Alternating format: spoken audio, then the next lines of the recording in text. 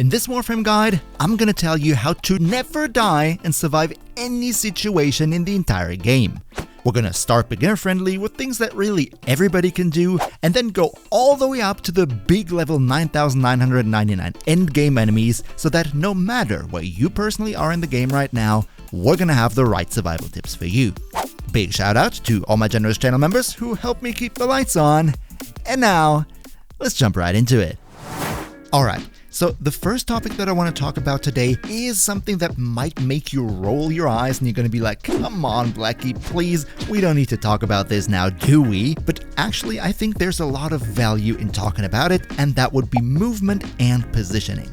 See, even though Warframe has a really crazy movement set that many other games don't, in its core, it's still a third-person shooter. Meaning, if you don't want to die, you better don't just stand out there in the open. If you want to be stationary, then better take some sort of cover. Maybe crouch behind a box, or take some cover in a door frame, exposing only a portion of your Warframe's body, because guess what? If your Warframe is not 100% visible, then it's also not 100% hittable from enemy fire. But all in all, given that Warframe is such a fast-paced game, the probably better solution would be to not even stay in one spot, but actually move. Because here's the thing, and that's also what I think many people don't really know, and that is that enemies in Warframe are hard-coded to be less accurate the faster you move as a player. So yeah, make sure that you roll, bullet jump, and zip around, it is gonna keep you alive. And speaking about rolling, this one in specific is something I wanted to mention. While you're in the rolling animation, in Warframe you get a 75% universal damage reduction to everything, so even if it sounds counterintuitive, if the damage happens to be absolutely unavoidable, then roll right into it to reduce the personal damage you're taking from that attack. Alright, so much about the movement, but up next we have another thing that I wanted to mention. It's not a big thing, but still something worth talking about, and that will be target prioritization. See, the longer you play Warframe, the more enemy types you will encounter, and after some time you will get a feel for which of these enemies are just fodder and which of them pose an actual threat to your Warframe. For example, if you play a Warframe who has a lot of shields and not a lot of health, and then all of a sudden a Grineer Nox comes around the corner, you know that guy right there is an immediate danger because he does toxin damage and toxin bypasses your shields, meaning 1 or 2 hits from that Nox could knock you out of your boots. And that is just one example of what I'm talking about. Another great example would be those explosive Eximus units who deal so much damage that even my 10k health Anaro sometimes dies 1 hit to them in Steel Path. That really hurts. So whenever I see that yellow glowing in the corner, I am on high alert 120% trying to clear that enemy out as soon as possible.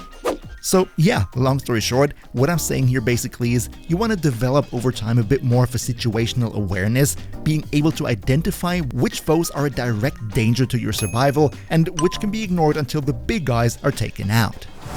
But alright, those two, target prioritization and movement and positioning were pretty much self-explanatory.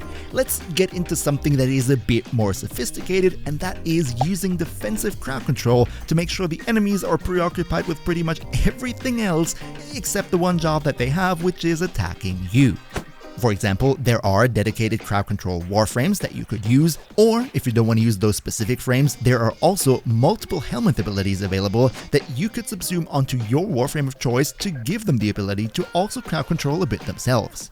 Just to make a few examples, we have Necros' Terrify, which makes that enemies around you will be so afraid of you that they literally run away, making them unable to attack you. We have Sevagoth's Gloom, which slows enemies down so much that they're basically frozen. We have Octavia's Ball thingy that rolls around and draws the enemy attention so hard that they completely forget you even exist. And one of the more recent additions, but an absolute favorite of mine, Chirinka Pillar from Corvex. These things are absolutely crazy. You can have 2 of them on the field and they deal AoE radiation damage to all enemies around them, force proccing that as well, meaning the enemies are so confused by the radiation so that you are not really on the radar anymore. And that already leads us nicely over to the next crowd control source that I want to talk about, which is specifically radiation and cold status effects.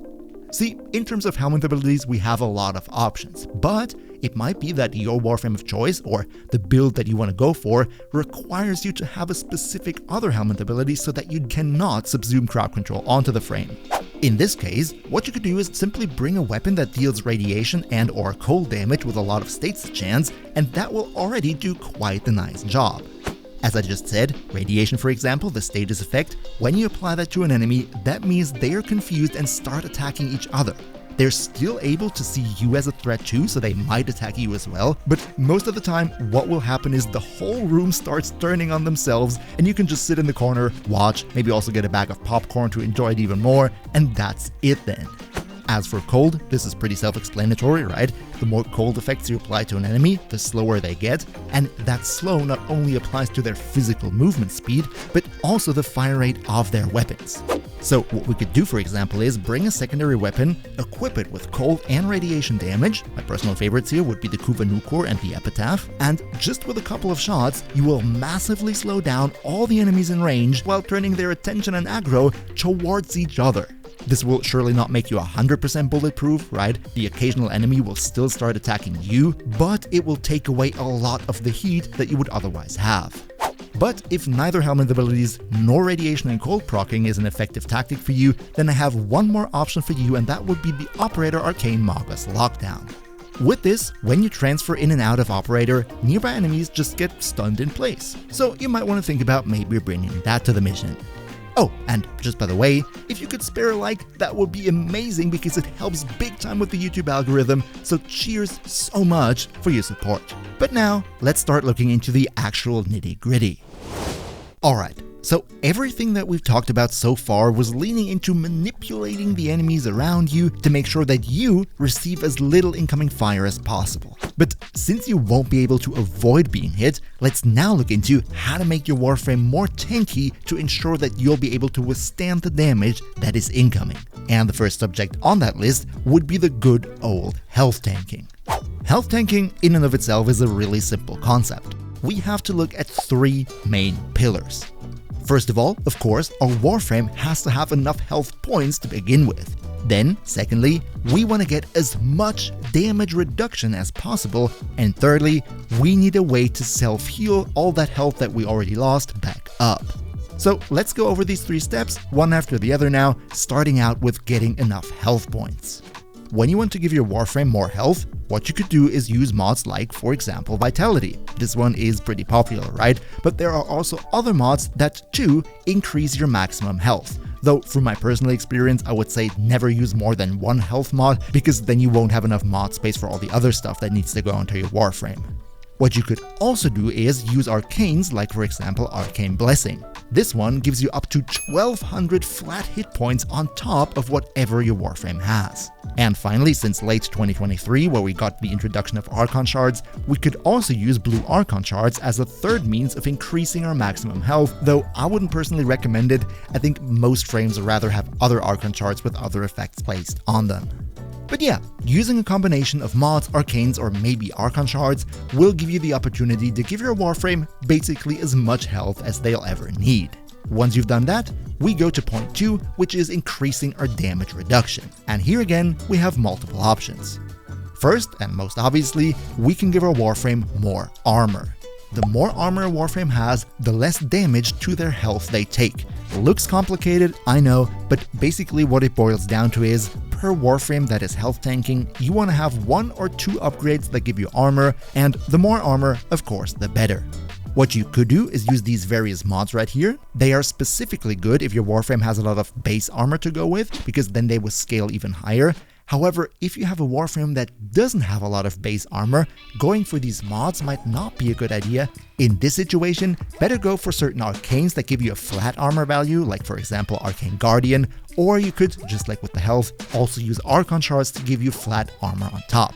But when it comes to damage reduction, we're only getting started. Armor is only the first layer. What we're going to do afterwards is using mods like Adaptation or Aviator, which further decrease the damage that we're taking. And as if that's not enough, there are also certain Warframes who have additional abilities that further decrease the damage that you're taking, giving you effectively 3 different multiplicative layers of damage reduction.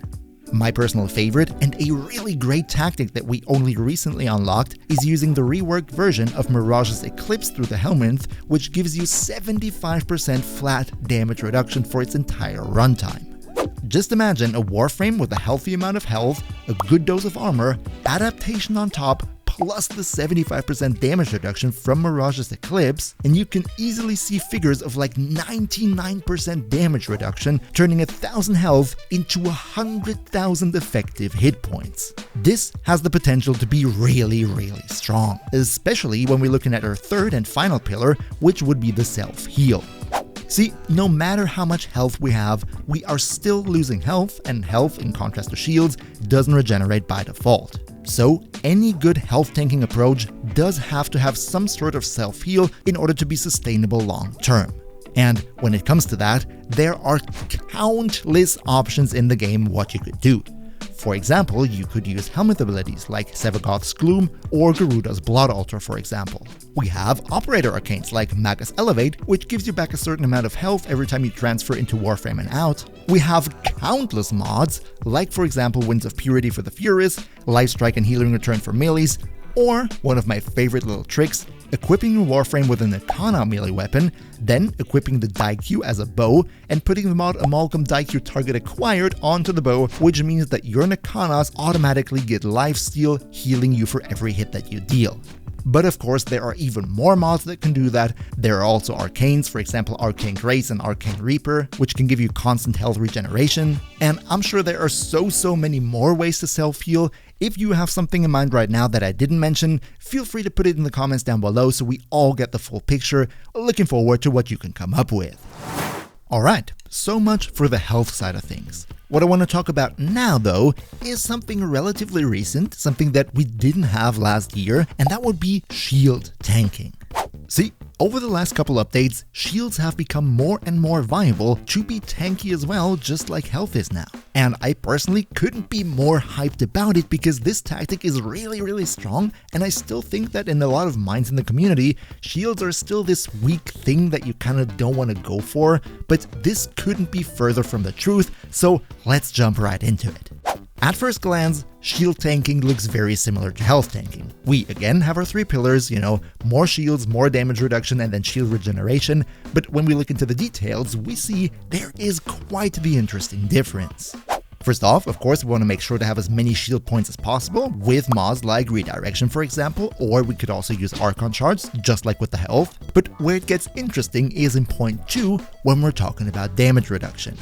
See, the reason why shields were considered weak for so long is that shields do not benefit from armor. However, relatively recently, shields have gotten buffed in a way that they now have a universal 50% damage reduction.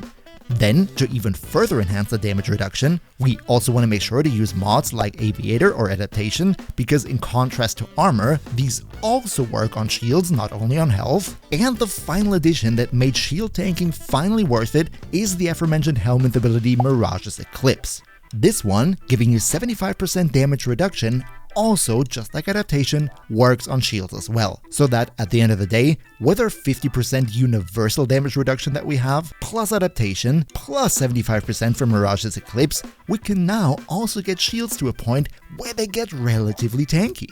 Now, you might say 50% universal damage reduction is all nice and dandy, but when I mod for a lot of armor on my health, I get so much more damage reduction, meaning that health still trumps shield tanking. But that might not be true, and to show you that, let's now look into the third pillar, which would be shield regeneration. In contrast to health, in Warframe, shields regenerate by default, right? If you take damage and you want to play it safe, you just go into a corner and wait for them to regenerate. But health simply cannot do this without additional help from certain upgrades. And as if that's not enough, even though there are countless ways to regenerate your health, for shields there are even more ways, so let's right now just look at a couple of them. As like with health regeneration too, also for shields you'll have your mods that you would expect for faster shield regeneration and lowered recharge delay. Then we have mods like for example Brief Respite, which makes it that whenever you spend energy on casting skills, you will automatically regenerate a certain amount of your shields depending on how much energy you spend on the cast. By the way, the bonus of the Augur mod set does the same thing and adds to Brief Respite if you want even more. Then we have an absolutely busted combination that I've talked about in many videos already, which would be using a robotic companion and equipping them with the mod Guardian. This one makes that whenever your shield goes down to 0, your companion instantly restores that back to full. yes, this ability does have a 30-second cooldown, but if you use Manifold Bond on the companion as well, then you can drastically reduce this cooldown by simply killing enemies that have a lot of status effects applied to them. In other words, with the right setup, you can basically constantly use the benefits of this Guardian mod and not worry about the cooldown at all, making it so that your shield can kinda never go down to 0 actually. Then, of course, with shields, we also have arcanes like Arcane Barrier or Arcane Aegis. We have helmet abilities that we can use, for example from Hera or Hildryn, which can pretty much fill up our entire shields and even more at just one press of a button. And finally, I have another really niche secret kind of tip, and that would be the Rukta Dark Dagger. This is a melee weapon that gives you 5% of the damage that you deal to enemies as shields back if the enemy that you're hitting has radiation applied to them. So yeah, long story short, shields are very tanky right now with the right setup, and you can regenerate them basically infinitely and in no time, making shield tanking a very viable, even endgame viable option in Steel Path and even in Deep Archimedia as long as you play it right. Just one thing to keep in mind is that toxin damage, as I previously said, bypasses shields, meaning that whenever you play a shield-focused setup, you gotta be really careful to not run into your random toxin cloud, to not get hit by a Nox or any other enemy that deals toxin damage, because that can just bypass your entire great shield infrastructure and kill you in an instant. Alright, we now talked long and extensively both about health and shield tanking, but you might be wondering, which of these two options do you want to use on any given Warframe? What is better for you personally? So let's quickly go over that right now. See, some Warframes already make the decision for you. For example, if you have a Warframe that gets a ton of shields and maybe even has abilities to regain their own shields, talking about Hildryn, talking about Hera here for example, those types of Warframes are better with a shield tanking approach. Then, of course, on the other side, if your Warframe has a lot of health and armor, or maybe even abilities to regain their health and heal themselves, then that is a clear indicator that your Warframe is more of a health tank. As for those Warframes who end up kind of in the middle, you know, they have a ton of shields, they have a ton of health, they could theoretically go into both directions, I would actually say, and I would have never thought I'd say that 1 year ago, that shield tanking and health tanking are both equally viable, and it's up to your personal preference which one you want to go for. As I also previously explained, both have their ups and downs. Health and armor tanking will give you more damage reduction theoretically than shields can give you, but also they need a bit more mod space because you need to mod for both health and armor, whereas for shields you basically only mod for shields and the 50% damage reduction comes free. But therefore on the other side with shields you always have to be aware of toxin damage, which is not that much of a problem for health. So all in all, I think it comes down to which type of healing if you go for health, or shield regeneration if you go for shields, do you personally prefer, or even if you are a maybe newer player, which one of these two can you actually realize at the point that you currently are in the game. But alright, enough with the health, enough with the shields, I think we talked about this extensively by now. What I want to go over next is a third type of health bar, one could say, and that would be Overguard. See, Overguard is kind of like a shield that is over your shield and your health itself. As long as you have it, your health and shield cannot be scratched, and you're also immune to status effects at the same time. Now, the unfortunate thing about Overguard is that only a select few frames can actually get it. One prominent example here would be Rhino's Iron Skin. So, to make things short, if you have a frame that can generate Overguard for themselves or for teammates, that's great, you can certainly mod for that, give yourself a lot of Overguard, and stay alive this way, but for all the other Warframes, there is basically nothing you can do, except hoping that you might get one of these other Overguard Warframes in your team, and that they can use their skills to give you a bit of Overguard as well. One very prominent example here would be Dante, which was recently introduced to the game, who has the ability to give not only himself, but also his entire team tons and tons of Overguard. If you have a couple of friends that you play together in a pre-made team, you might want to think about actually having one dedicated Dante player, and your health and your shields will never even be scratched. So yeah, depending on which team constellations you run, Overguard can be a really popular choice here, but I want to talk about something else right now. And that would be something actually really obvious in the form of invisibility. To make it real simple, if enemy can't see you, then enemy can't attack you, and that means you will stay alive. See, in many stealth games out there, for example 2007's Crysis, enemies are aware of the fact that you are there and that you are invisible. So in Crisis, what they will do is, if they think that you're near, they will just blind fire in every direction, trying to hit you that way. However, Warframe's AI is not that smart. Meaning, even if the enemy AI knows that you're invisible, they know that you're there, they will still not do anything. In other words, as long as you don't blow yourself up or run into a gas cloud, invisibility in Warframe equals invincibility. As for how to get invisible, of course you could run stealth frames like Loki, Octavia, Ilara, and Ashe, but even for non-stealth frames, there are viable options to turn themselves invisible, for example the Shade Sentinel, which turns you invisible when there are enemies nearby, or the Horus Kupro with the Stalk mod, which does basically the same thing. And if you're running a setup that performs a lot of finisher kills, you could also go for Arcane Trickery, which has a chance to turn you invisible for quite some time after executing a melee finisher. All in all, definitely worth trying. But if invisibility is not an option for you to achieve invincibility, then how about we go for invincibility directly?